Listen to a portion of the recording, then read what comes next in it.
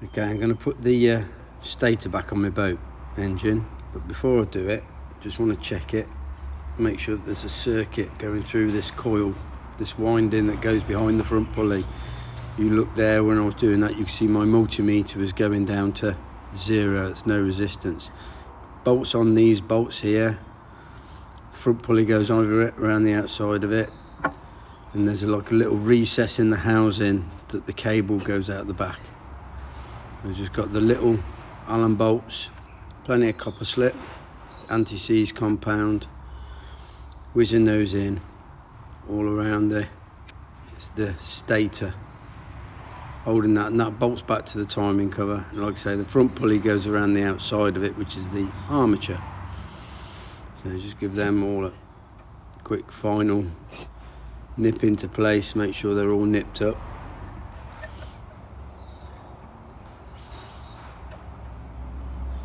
And then, with all those nipped up, I'm going to start to get the front pulley on. I'm going to put a bit of grease around it where it slides into the front main oil seal.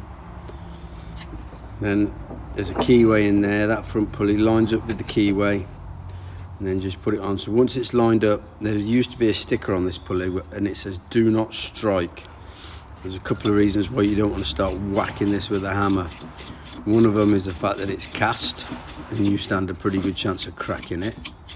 And the other reason is if you start hitting magnets, the shock wave affects the magnets.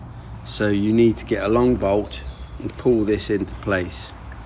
So I've got my long bolt, I've put it in, pulled it on as far as I could with the long bolt, then I'm putting in the original bolt, just winding it in until it comes all the way home. And there it is. Once it's home, you can see there's the gap, there's my timing marks on the front pulley. And if I just spin it over now, you'll see that I've put a bit of paint on those timing marks so I can see them, and I've also put a bit of paint in the timing mark on the front pulley there.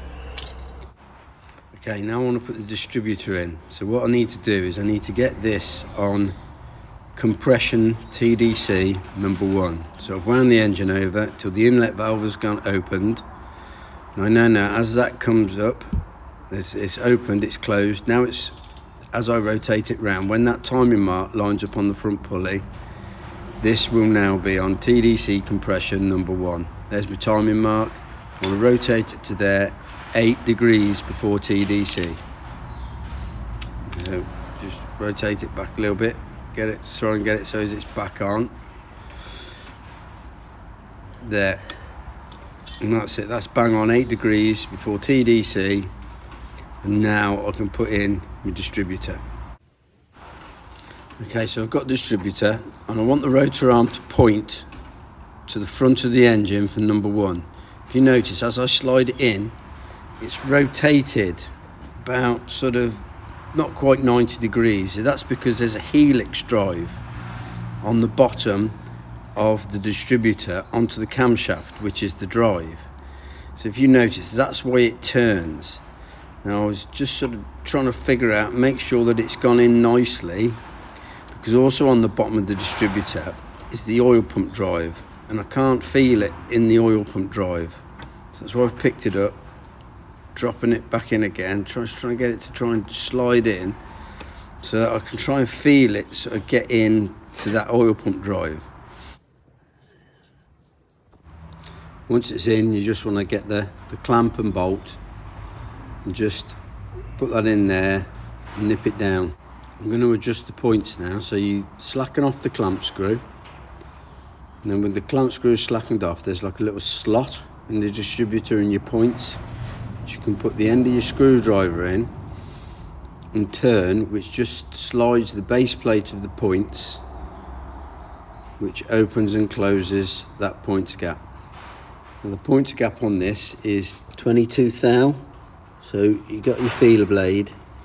Just want to slide that in so as it slides in, so you can feel it making contact in there, but so you haven't got too much of a massive gap.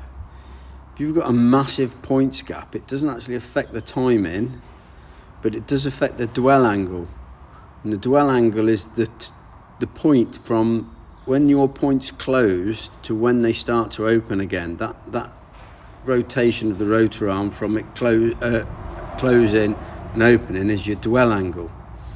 And that dwell angle is the time the coil has to charge up for its next spark. So your points gap needs to be big enough so that they break and don't arc, but also small enough so you've got a big enough dwell angle for your coil to charge up. So I'm just getting in there with my feeler blade, feeling it in between the face of those points, and then when I'm happy with it, I just get the screw back in that clamping screw, screwdriver back in that clamping screw, and just nip it down. So, and they're adjusted. And then once they've adjusted and I'm happy with it, we'll lock it back down. Okay, I'm going to static time it now. So I've rigged up this bit of wire. It goes around onto that light that I've rigged up there. And that comes through the points. So I've got a live going through the points, and then that jump lead there goes to the negative on the battery, which gives me my negative. Now with that all set up, timed up at 8 degrees before TDC, I need to do now is get hold of the distributor and gently rotate it so that light goes out.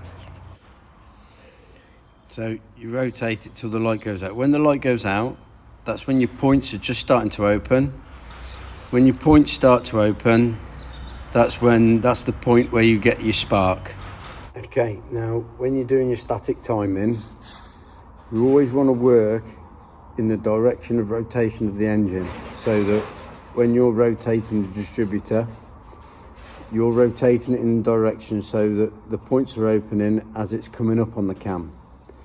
If you get it wrong and you're working in the rotation of it on when the cam is closing, so if you're going the wrong way round, you'll end up with your timing out and the engine won't start.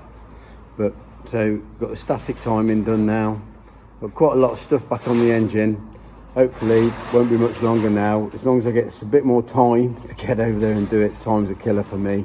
Everybody wants me, and it's just trying to get some time to do some stuff for myself. It's a bit of a nightmare, but it's getting there. It won't be long now, and then hopefully we'll have it fired up and running, and then we can go about setting it up properly once it's running. 'Cause the static timing is good for when you've had an engine all in bits.